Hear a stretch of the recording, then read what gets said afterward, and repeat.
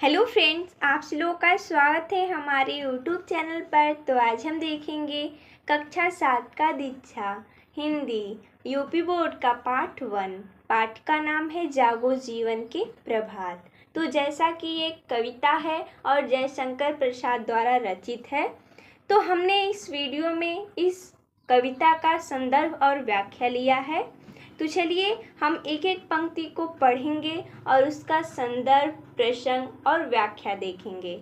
सबसे पहले तो प्रस्तुत कविता एक जागरण गीत है। इसमें अज्ञान और अंधकार को मिटाकर कार्य करने की प्रेरणा दी गई है। इसमें कुछ शब्दार्थ भी दिया गया है। हम यहाँ पर शब्दार्थ को भी पढ़ लेते हैं ताकि हमें पंक्तियों को समझने में आसानी हो। प्रभात, प्रभात का अर्थ होता है सवेरा। यहाँ पर सवेरा जागरण और चेतना के लिए कविता में प्रयुक्त हुआ है। वसुधा का अर्थ होता है पृथ्वी। हिमकण का अर्थ होता है बर्फ के कण या ओस। क्षोभ यानी कि दुख। अरुणगात का अर्थ होता है ललिमा युक्त शरीर। तम नयनों की तराई यानी कि अंधकार के नेत्र रूपी तारे। किरण दल यानी किरणों का समूह। मलयवात यानी कि शीतल या मंद एवं सुगंधित हवा। रजनी, रजनी का अर्थ होता है रात। कलरव, कलरव का अर्थ होता है पक्षियों का चहचहाना, जो कि इस कविता में जागरण के लिए प्रयुक्त हुआ है। कलरव। और अरुणाचल, अरुणाचल का अर्थ होता है पूर्व दिशा। चल रही बात का अर्थ होता है चर्चा हो रही है। तो इसमें इतना ही शब्दार्थ दिया गया था। अब चलिए हम एक एक पंक्ति को पढ़ते हैं। पहली पंक्ति है, अब जागो जीवन के प्रभात, वसुधा पर ओस बने बिखरे, हिमकण आंसू जो क्षोभ भरे, उषा बटोरती अरुणगात, अब जागो जीवन के प्रभात। ये है कविता की पहली पंक्ति और इसका हो जाएगा संदर्भ। देखिए संदर्भ लिखने का तरीका क्या होता है। सबसे पहले तो हमारे पुस्तक का नाम क्या है, जो कि दीक्षा है, और पाठ का नाम क्या है, जो कि जागो जीवन के प्रभात है, और इसके जो कवि हैं, कवि कौन है, जयशंकर प्रसाद है। यही तीनों इम्पोर्टेंट होता है संदर्भ लिखने में। और लिखा कैसे जाता है, प्रस्तुत पदांश हमारी पाठ्य पुस्तक दीक्षा के जागो जीवन के प्रभात नामक कविता से लिया गया है। इसके कवि जयशंकर प्रसाद हैं। देखिए कविता तो एक है, यानी इसका संदर्भ भी एक ही होगा। प्रसंग और व्याख्या बदलता जाएगा पंक्ति के हिसाब से।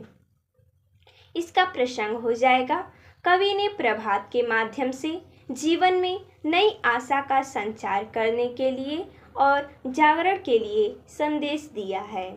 इसका व्याख्या हो जाएगा, कवि नवजीवन के प्रभात में जागने का आह्वान करता है। इस प्रातःकाल अर्थात प्रभात में ओस और बर्फ रूपी दुख के जो कण दिखाई देते थे वे समाप्त हो गए हैं। ललिमा युक्त शरीर वाली उषा प्रकट हो चुकी है। अतः प्रभात में जागो, उठो, इस नव जीवन में सक्रिय हो जाओ। ये हो जाएगा इस पंक्ति का व्याख्या। दूसरी पंक्ति है, तम नैनों की तराई सब, मूंद रही किरण दल में है अब, चल रहा सुखद यह मलयवात, अब जागो जीवन के प्रभात। इस पंक्ति का भी संदर्भ वही होगा, क्योंकि ये भी दीक्षा जागो जीवन प्रभात से ही लिया गया है और इसके कवि भी जयशंकर प्रसाद जी हैं। क्योंकि ये एक ही का कविता है, सिर्फ पंक्ति अलग अलग है, तो संदर्भ एक ही रहेगा। प्रसंग हो जाएगा, कवि ने रात्रि बीत जाने पर नवजीवन के प्रभात का वर्णन किया है।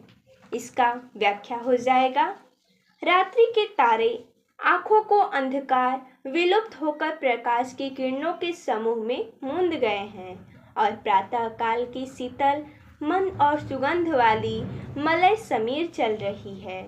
इस प्रभात बेला में जाग उठो और नव जीवन में सक्रिय हो जाओ।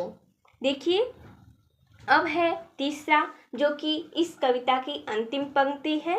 पंक्ति है, रजनी की लाज समेटो तो, कलरव से उठकर भेटो तो, अरुणाचल में चल रही बात, अब जागो जीवन के प्रभात। संदर्भ तो वही होगा। इसका प्रसंग हो जाएगा, कवि ने प्रातः काल में पंछियों के चहकाने और शीतल वायु के चलने और नवजीवन के प्रभात का वर्णन किया है। इसका व्याख्या है, प्रभात होने से रात्रिकालीन साज सज्जा अर्थात अंधकार की कालावधि बीत गई है। प्रातः पक्षियों का जो मधुर कलरव यानी कि जो पंछियाँ चहचहाती हैं यानी उनका गान हो रहा है, उससे उठकर यानी कि जागकर मिलो, उसका अभिनंदन करो। पूर्व दिशा से जागृति की हवा चलने लगी है, अतः इस प्रातः काल की बेला में जाग जाओ, नवजीवन में सक्रिय हो जाओ। तो जैसा कि हमने इस वीडियो में इस कविता की हर पंक्तियों का व्याख्या और संदर्भ देखा, तो आप लोगों को ये वीडियो कैसा लगा आप हमें कमेंट में ज़रूर बताइएगा। धन्यवाद दोस्तों।